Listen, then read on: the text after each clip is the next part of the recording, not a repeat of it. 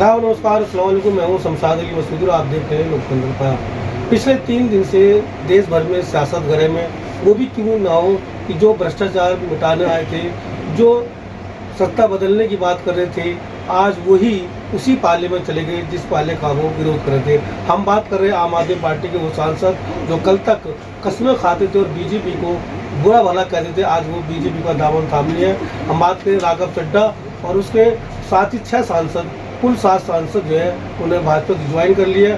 और उसी पर चर्चा के लिए हमारे साथ है दिल्ली हज कमेटी के पूर्व चेयरमैन और सोशल वर्कर डॉक्टर परवेज मियाँ। उनसे बात करेंगे। एक सोशल वर्कर है, दिल्ली के हर कोने में जाने जाते हैं और खिदमत करते हैं। हालांकि कई राज्यों में दौरा किया, उनसे बात करेंगे क्या ये स्टैंड अप किसको फायदा होने वाला है। देखिए शमशाद भाई, आपका चैनल जो है लोकतंत्र पाया, क्या लोकतंत्र हम बचा पा रहे हैं?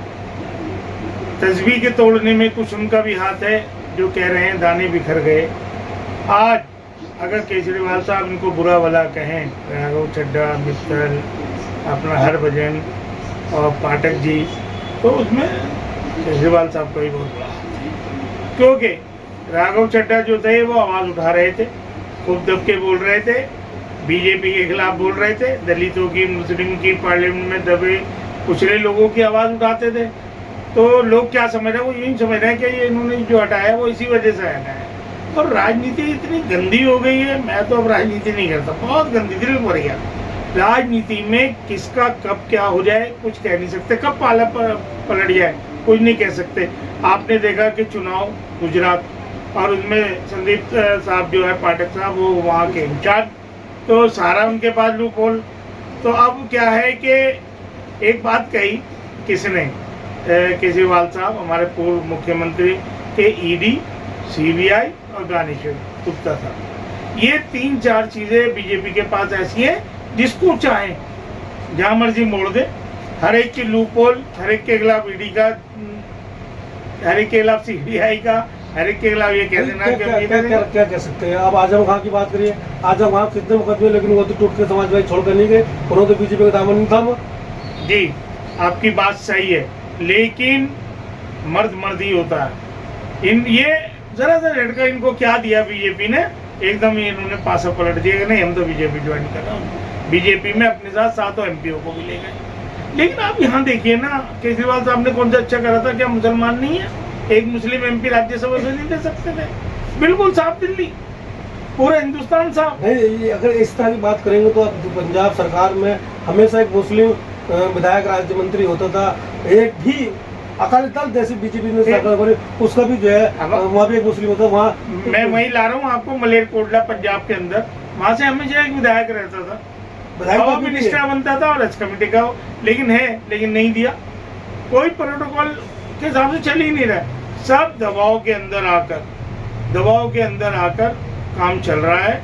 वही तो आपसे पूछ रहा हूँ कि दिल्ली का कौन थी नुमाइंदगी? एक मुसलमान ले लेते, एक दलित से ले लेते। लेकिन जो राज्यसभा 7 साल राज्यसभा पंजाब से गए, वो सारे जो है बाहर के हैं और गैर पंजाबी। फिर आज उनको पुलिस फोर्स भी मिली हुई है, वो पंजाब की है, दिल्ली में रहते हैं वो लोग, पंजाब से मिली हुई है। कई पद पर अभी दिल्ली के लोगों को किया है, क्यों? तो ये सारी चीजें लोकतंत्र के लिए हानिकारक हैं और यही वजह हुआ कि ये लोग वहाँ चले गए। और आप जानते हैं भाई, जिसकी लाठी उसकी भैंस। आप एक पॉलिटिकल है, सच्चा है कि वीडियो में बात भी चल रही कि 65 विधायक वहाँ बगावत के दौर पर खड़े और चंद दिनों में वो एक दल बन के भी नई सरकार को, आम आदमी पार्टी को से सरकार जा रही है। देखिए, पंजाब का भी ऐसे ही सुन रहा है। अगर यही हाल रहा तो क्या होगा?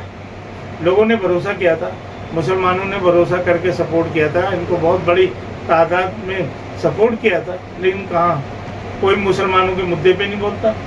चाहे वो मॉब लिंचिंग हो, चाहे वो क्या कहते हैं, हमारा जो है वक्फ प्रॉपर्टी पर एक लफ्ज नहीं बोले केजरीवाल साहब। 3 तलाक के ऊपर नहीं बोले, वक्फ पोर्टल पर नहीं बोले। किस मुद्दे को हम कहें? यही तो लोग कह रहे हैं। राज्यसभा में क्यों भेजे जाते हैं? इसीलिए कि जो लोकल एमपी होता है, जो दूसरी पार्टी का एमपी होता है, वो काम नहीं कराता तो राज्यसभा फंडिंग लग जाती है। आज हमारे चिराग पासवान साहब वहाँ गए, अजमेर शरीफ गए, और जब अजमेर शरीफ में हमले की बात आती है, अजमेर शरीफ दरगाह के ऊपर झूठे आरोप लगाए जाते हैं कि ये दरगाह नहीं है, तब क्यों नहीं बोलते? जब क्यों नहीं बोलते? ये सारी चीजें ना आपके सामने है। तो मेरा सवाल है कि जो सियासी लोग हैं, सियासत है जिसके जरिए समाज का उद्धार या तो उसका विकास किया जाता है, उसके हालात बदल जाते हैं, अगर वो खुद ही अपनी सियासत में उलझ जाए तो बाकी लोगों का क्या हाल होगा? क्योंकि आप सामाजिक सियासी दोनों हैं। देखिए मेरी बात सुनिए, आज मुसलमानों के लिए कौन बोल रहा है? आप ही की बात सही है, विकास की बात है। हम किस पार्टी पे भरोसा करें? ठीक है, राहुल जी बोल रहे हैं, ममता जी बोल रही हैं, या अखिलेश यादव साहब बोल रहे हैं। अभी आपने कहा कि नीतीश कुमार पे भरोसा करा बिहार के लोगों ने, और नीतीश कुमार अगर यही काम पहले हो जाता तो क्या वक्त बिल पास हो जाता है? नायडू साहब और नीतीश कुमार जी अगर नहीं चाहते, बीजेपी से वॉकआउट कर जाते, बीजेपी छोड़ देते, तो फिर बीजेपी ने अपना मकसद हल कर लिया। इतनी आसानी से वो राज्यसभा में चले आएंगे? नीतीश कुमार मेरे गले से नहीं पड़ती। जो आदमी मालिक हो बिहार का, जो आदमी मुख्यमंत्री हो, वो इतनी जल्दी चला गया। सिर्फ विधानसभा का एक सदस्य होते हुए राज्यसभा में चले गए, और जहां वो विधानसभा का मालिक था, बिहार का मालिक था। ये गले से नहीं पड़ती बात। तो कैसे मुसलमान या दलित कैसे भरोसा करें? कैसे भरोसा करें? और किसको मुख्यमंत्री बनाया वो भी आपको पता है। हर आदमी का एक पॉलिटिकल कैरियर होता है, हर आदमी का सियासी जीवन होता है। जो राज्यसभा में इतने लोग भेजे, मित्तल साहब को भेजा, गुप्ता जी को भेजा, हरभजन साहब क्रिकेटर हैं, इनको भेजा, क्या इनका पॉलिटिकल कैरियर? संदीप पाठक का क्या संदीप पाठक का क्या पॉलिटिकल कैरियर? क्या कैसे भरोसा करोगे? तो इनको इसीलिए भेजा ना कहीं तो कुछ अंदर खाने राज है ना। तो मैं आप बड़ा अच्छा लगता है जब आप शमशाद भाई आप इंटरव्यू लेते हो। लोकतंत्र पाया, आज लोकतंत्र पाया तो उन्होंने हिला के रख दिया। तो आप जैसे सोशल मीडिया के लोग हैं जिससे हमारी आवाज़ें उठ रही हैं, नहीं तो कोई आवाज़ उठाने वाला भी नहीं, न आवाज़ को सुनने वाला। और एक बहुत ही प्लान के तहत एक नुकसान देश के लिए किया जा रहा है।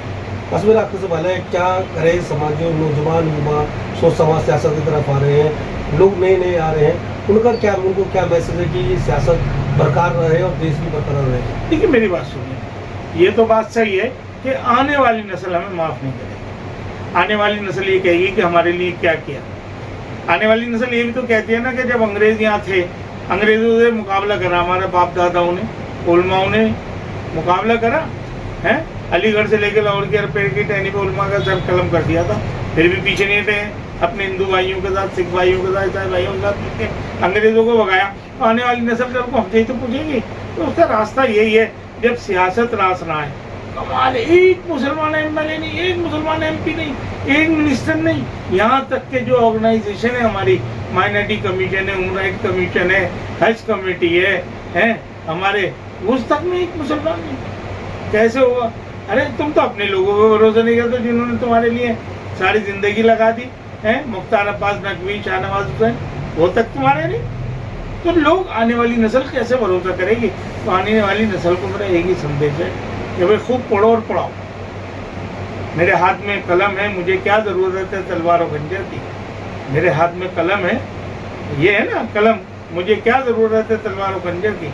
पढ़ा लिखा हूँ, सलीके से वार करता हूँ, पढ़ा लिखा हूँ, सलीके से वार करता हूँ। इस पेन की मार कोई बर्दाश्त नहीं कर सकता। बहुत बहुत पढ़ो पढ़ाओ बस। बहुत बहुत शुक्रिया। ये थे हमारे साथ डॉक्टर प्रवेश मियाँ, जो पूर्व हज कमेटी के पूर्व चेयरमैन रहे हैं और सोशल वर्कर हैं, सामाजिक और सियासी खिदमत करते हैं। आप इस खबर को कमेंट करके जरूर बताएं।